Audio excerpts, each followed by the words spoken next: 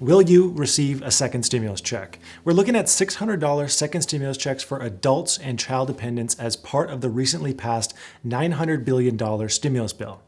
This check is mostly similar, but has some slight changes when compared to the first round of checks back in March. With this check, there are unfortunately millions of Americans who either won't receive a check at all or will receive less than a full payment.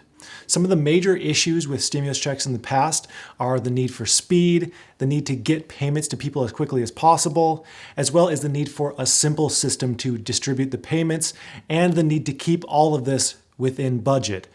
And the budget has been even more tight on this second time around. Because of these factors, we'll undoubtedly see millions of people unfortunately fall through the cracks and just not receive those full payments. For those who qualify, if all goes well, payments will start going out from the IRS the week of December 27th. The first people to receive them will be those who receive electronic payments, and then from there, checks will be mailed at the rate of about 5 to 7 million checks per week. The IRS is using 2019 tax returns to determine eligibility, or 2018 returns for those who haven't filed for 2019, just like the first round. Here's a look at who may be missing out on the stimulus payment this time around. The first group is college students and 17-year-olds. On the first round, parents received an extra $500 payment per child. This time around, we'll see a small bump up from there to $600 per child dependent with no maximum number of dependents. But this only applies for those children who are under 17 years old. Most 17-year-olds, some young adults, and many of the country's roughly 20 million college students are claimed by their parents as dependents. They didn't get a payment in the first round, and neither did their guardians. This, unfortunately, remains the case for anyone over 17 this time around as well. An important distinction here is to mention when you turned 17.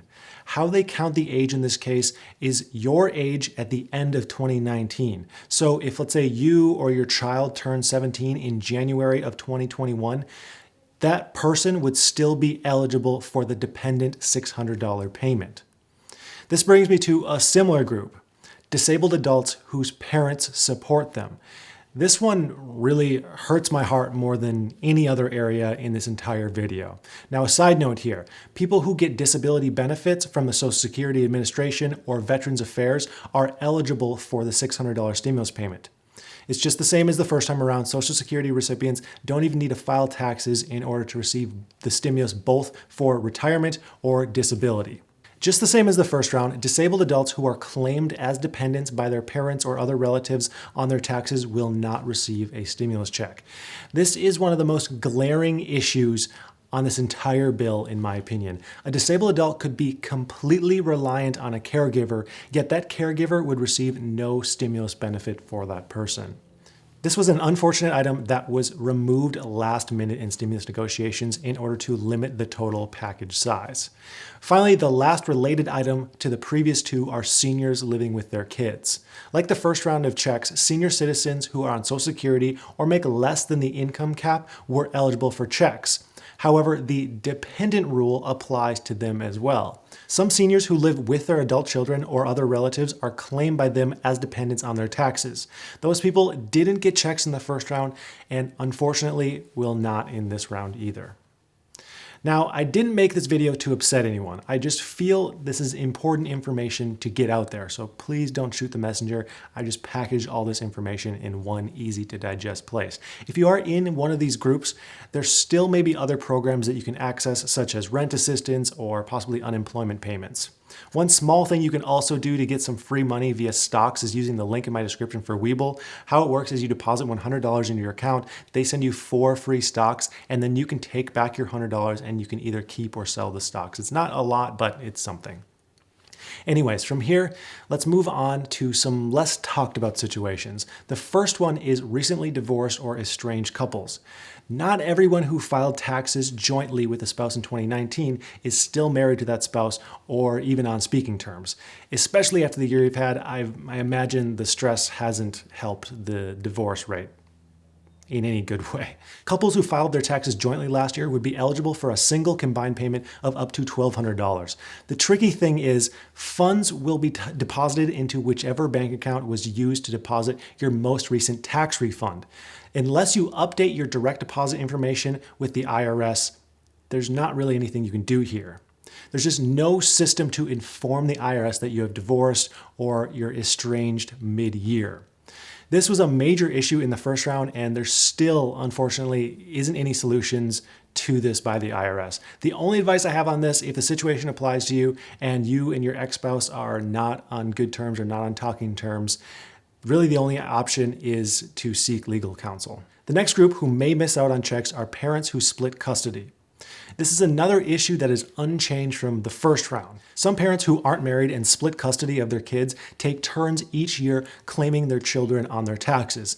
Because the stimulus payments go off of your 2019 tax return, whoever takes the even years is out of luck, again in this case. If this is the case for you, I hope you still have a decent enough relationship with your baby mama or baby daddies to figure out some kind of workaround here. Next is immigrants without social security numbers. This is actually a positive change from the first round of checks. Under the latest bill, you don't have to be a US citizen to get a payment as long as you are married to a US citizen. This is a big change from the first time. The next group is babies who are born in 2020. The $600 payment per child, like the individual payment, is based on 2019 taxes. So parents who welcome babies into the world this year won't get money for them now. Instead, they're going to get $600 credits next year when they file their 2020 taxes. We'll make that $1,100 counting the first and the second stimulus payments together. The next group is another one that we don't hear about often, and that is high-income earners who lost their jobs. The size of the payments starts scaling down for those who made more than $75,000 last year and then zeroes out at $99,000 or more. But what if you exceeded the limit in 2019 only to lose your job or get a lower paying job this year? You won't get a payment now, but there is some good news here because you will be able to get a credit on your taxes for your 2020 tax return when the system catches up. The next group caused some major issues in the first round and will be the same under this recent bill, and that is people who owe back child support. The stimulus law puts holds on other debts that typically lead to tax refunds being garnished. But this does not apply to child support. The COVID money can still be garnished if you're overdue on those payments. The next people who will not be eligible for stimulus checks are prisoners. Prisoners will largely be denied a check if they are imprisoned at the time that the payments are made. Then finally, we have dead people. You would think dead people wouldn't even be considered for stimulus checks. However, as we saw in the first round of checks, $1.4 billion in payments was sent to deceased individuals. So you had your fun the first time, but unfortunately, deceased people, you will not receive a check this time. This applies to anyone who died before January 1st, 2020. So that's really all the common and uncommon reasons why individuals may not receive a stimulus check under this most recent bill, and why you might be happy with some of the changes. If this video helped you out in any way, let me know by clicking the like and subscribe button so YouTube knows that I'm doing a good job over here. I'd like to thank you for watching, and I hope you have a profitable day.